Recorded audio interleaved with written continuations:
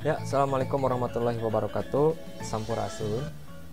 Sekarang kita akan mulai dengan pembahasan sambungan atau terusan dari sejarah Galuh yang memang mungkin di pertemuan yang lalu kita sudah membahas tentang sejarah Galuh bagian ke-1 dan sekarang akan dibahas sejarah Galuh bagian 2. Di pertemuan yang lalu mungkin kita atau kalian mendengar tentang perjalanan panjang sejarah Galuh yang berdiri dari tahun 612 Masehi sampai perjalanan-perjalanan raja-raja penerusnya.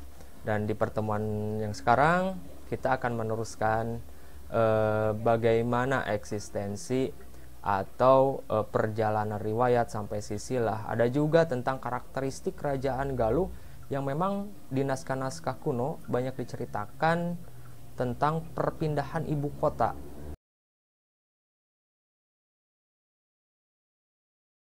Nah, ini silsilah dari kerajaan Galuh dan kerajaan Sunda.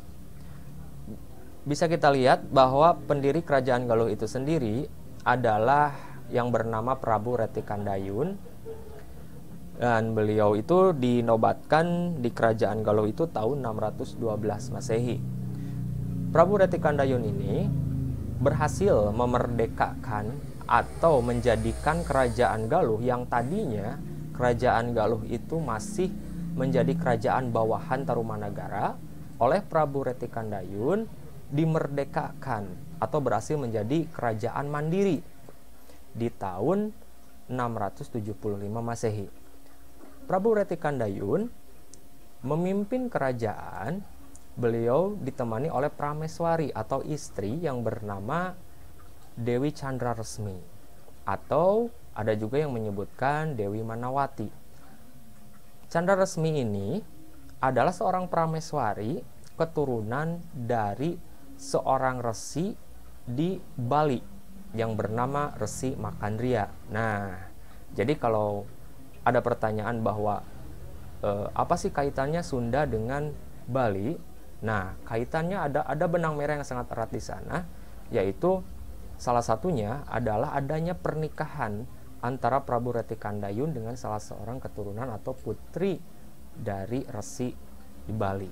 Nah, bisa kita lihat juga dari hasil pernikahan antara Prabu Retikandayun dengan Dewi Candraresmi ini mempunyai 3 orang keturunan, semuanya laki-laki. Yang ke-1 adalah Sempakwaja. Sempakwaja ini anak ke-1 dari Retikandayun. Dalam kesejarahan Sunda atau Galuh sendiri, Sempakwaja ini diberi wilayah oleh ayahnya di daerah Galunggung. Nah, di daerah Galunggung ini pemerintahannya berbentuk karsian. Sedangkan anak yang kedua yang bernama Jantaka atau yang mempunyai gelar yaitu Batara Guru Wanayasa, diberi wilayah oleh ayahnya yaitu di daerah Tasikmalaya sebelah selatan, di daerah Karangnungga dan sekitarnya, dan diberi nama daerahnya yaitu Galuh Denuh. Nah, sedangkan anak yang terakhir yaitu Prabu Mandiminyak atau Prabu Suragana sendiri atau Amara meneruskan kerajaan Galuh. Nah, jadi sebagai penerus kerajaan Galuh diserahkan kepada anaknya yang paling terakhir atau bungsu ini. Di tahun berapakah dinobatkannya Prabu Mandiminyak ini? Prabu Mandiminyak dinobatkan di kerajaan Galuh itu pada tahun 702 Masehi. Pasti banyak yang bertanya, kenapa bukan anak yang ke-1 yang meneruskan kerajaan Galuh? Nah, di dalam sistem kepemerintahan atau kerajaan di Sunda sendiri atau Galuh, bahwa bukan hanya syarat untuk menjadi raja itu bukan hanya darah keturunan saja, tetapi ada kriteria atau syarat-syarat tertentu yang harus dipenuhi. Bisa kita lihat dalam naskah Siksa Kandang Karsian di sana. Jadi syarat untuk menjadi raja di Galuh atau Sunda itu, 1, harus menguasai ilmu-ilmu ketatanegaraan. dengan penggemblengan dari Karsian. Yang kedua, harus menguasai ilmu-ilmu agama, dan itu juga harus dalam bimbingan Karsian. Jadi yang punya hak legitimasi untuk mengesahkan siapa saja yang menjadi raja itu ada di resi atau di Karsian itu sendiri. Nah, kebetulan dari 3 orang anak ini, Mandi Minyaklah yang memenuhi syarat tersebut. Rangkaian silsilah bawahnya yaitu sempak wajah dari pernikahannya dengan Puah Rababu atau seorang prameswarinya. Beliau mempunyai 2 putra, yaitu yang putra yang ke-1 yaitu Purbasora, yang kedua adalah Demunawan. Dan dari Jantaka sendiri beliau juga mempunyai keturunan yang namanya Bimaraksa. Nah, terus Mandi Minyak. Nah, ini Mandi Minyak mempunyai keturunan yang namanya Sena. So, kita lanjut lagi ke bawahnya. Bisa kita lihat di sana ada Sena. Nah, dari Sena ini mempunyai seorang keturunan yaitu yang bernama Sanjaya. Prabu Sanjaya mungkin di sejarah Galuh yang kemarin sudah dijelaskan bagaimana eksistensi dari seorang Prabu Sanjaya. Prabu Sanjaya ini mempunyai gelar dan sangat populer sekali di daerah Jawa Tengah sampai Jawa Timur kalau sekarang, karena memang Prabu Sanjaya ini keturunan dari kerajaan Galuh, sosok raja yang pernah menguasai 3 kerajaan sekaligus. Yang ke-1, Sanjaya pernah menguasai atau pernah dinobatkan menjadi raja di kerajaan Sunda. Kenapa? Karena Sanjaya pada waktu itu menikah dengan orang putri dari kerajaan Sunda yang namanya Teja Kancana. Nah, terus Sanjaya juga beliau pernah menjabat raja di kerajaan Galuh. Dan selanjutnya Sanjaya juga pernah bertahta di kerajaan Kalingga. Kalau Kalingga ini kalau sekarang itu pusat ibu kotanya di daerah Jepara atau Jawa Tengah. Nah, dari Sanjaya kita akan lihat siapa penerusnya, yaitu ada Prabu Tamperan di sana. Prabu Tamperan ini menikah dengan Dewi Pangrenyep. Dari sana mempunyai anak yaitu Rakean Banga. Oke, Rakean Banga. Terus kalian bisa lihat juga ke bawahnya itu ada Rakean Medang. Terus ke bawahnya juga diteruskan dengan Rakean Hujung Kulon, ada Rakean Diwus. Nah, dalam kesejarahan Sunda atau Galuh itu sendiri ada legenda-legenda. Mungkin kalian pernah dengar legenda-legenda di Jawa Barat. Salah satunya ada legenda Ciung Manara atau cerita dari Ciung Manara ini. Ternyata kalau kita bedah secara kesejarahan dan kita buka juga dalam naskah-naskah, Ciung Manara ini yaitu merujuk pada cerita atau riwayat seorang raja yang dulu pernah bertahta juga di kerajaan Galuh, yaitu yang bernama Rakean Manarah.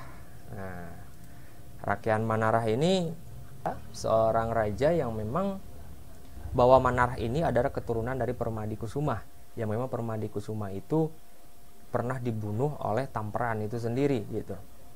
Dari hasil pernikahan antara Tamperan, Pangrenyep dan Naganingrum, bekas istri dari Permadi Kusuma ini ternyata mempunyai anak yaitu Manarah. Cuman Rakean Manarah ini disembunyikan oleh salah satu keluarga kerajaan yang pada waktu itu masih menjabat di kerajaan Galuh, yaitu oleh Bimaraksa, atau dalam legenda Ciung Manara sendiri disebutkan yaitu Aki Balangantrang, di mana Rakean Manarah disembunyikan di salah satu daerah yang disebut dengan Geger Sunten.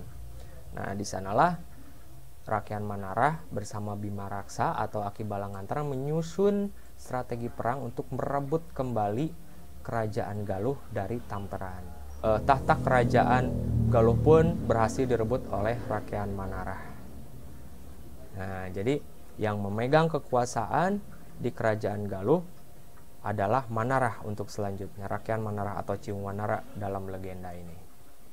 Nah, dari Rakean Manarah kita bisa lihat juga di bawahnya seorang keturunan atau seorang putri atau anak perempuan yang bernama Puspasari. Puspasari ini menikah dengan seorang laki-laki yang bernama Sang Manisri. Atau dalam legenda Sunda sendiri itu, Sang Manisri ini bisa disebutkan juga dalam legenda itu disimbolkan menjadi legenda Lutung Kasarung. Nah, ke bawahnya ada Triwulan, ada Welengan, Lingga Bumi, dan sebagainya gitu.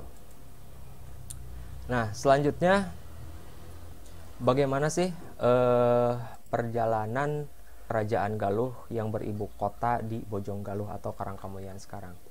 Nah, ternyata dari tahun 612 ini perjalanan panjang Kerajaan Galuh itu berakhir di 1333 Masehi. Berakhir apa? Bukan berakhir runtuh, tetapi seperti yang tadi saya sebutkan, salah satu karakteristik dari kerajaan-kerajaan Sunda untuk lebih memajukan dalam hal perekonomian kerajaan dan pola-pola perdagangannya, itu memang titik penting bagi menaikkan perekonomian kerajaan. Jadi pada waktu itu yaitu untuk memindahkan ibu kotanya yang tadinya dari Bojonggaluh, Kerajaan Galuh ini dipindahkanlah tahun 1333 ke daerah yang namanya Kawali. Nah, Kawali ini dipilih karena memang Kawali mempunyai tempat yang memang strategis. Jadi di tahun 1333 ibu kota dan dirubah namanya pada waktu itu oleh Prabu Aji Gundalingga Wisesa menjadi Kerajaan Sunda Galuh yang nantinya akan melahirkan raja-raja yang sangat populer sekali di masyarakat Sunda. Salah satunya saya akan sebutkan beberapa raja yang memang ini mempunyai catatan-catatan penting atau poin-poin penting dalam kesejarahan Sunda ini. Yang ke satu, Prabu Aji Gundalingga Wisesa ini yaitu mempunyai seorang anak, yaitu Prabu Ragamulya. Dan Prabu Ragamulya ini menjadi raja kedua pada waktu di Kawali. Terus selanjutnya Prabu Ragamulya ini mempunyai keturunan yang bernama Prabu Linggabuana. Nah, kalau kita menyebutkan Prabu Linggabuana yang pernah dinobatkan di Kerajaan Sunda Galuh di tahun 1350, kita akan lihat di berbagai naskah-naskah kuno Sunda, mungkin kalian pernah dengar tentang Palagan Bubat. Palagan itu artinya tragedi.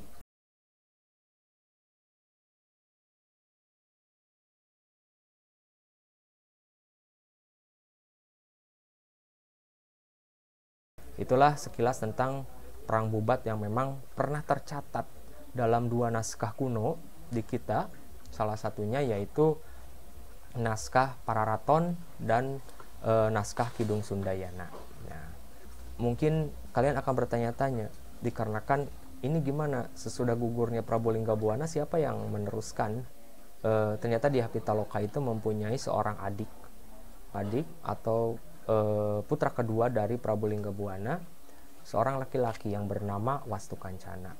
Cuma dikarenakan Wastu Kancana ini umurnya masih 9 tahun, jadi pada waktu itu untuk mengisi kekosongan di Kerajaan Sunda Galuh, untuk sementara diisi oleh pamannya Niskala Wastu Kancana atau adiknya dari Prabu Linggabuana yang bernama Mangkubumi Bunisara Suradipati.